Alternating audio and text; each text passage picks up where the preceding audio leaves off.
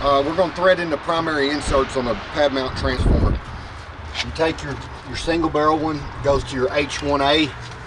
You just stick it in there. There's a stud inside there. It just tightens down too.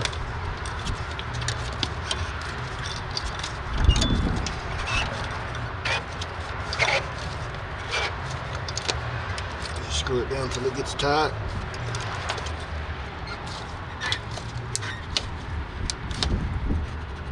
Right about there, so you got it in there now.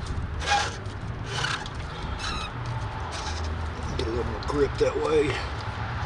Get them tight. Cover back on it. Then you get your double barrel. Goes in your H1B. This one here will turn until you hear a click.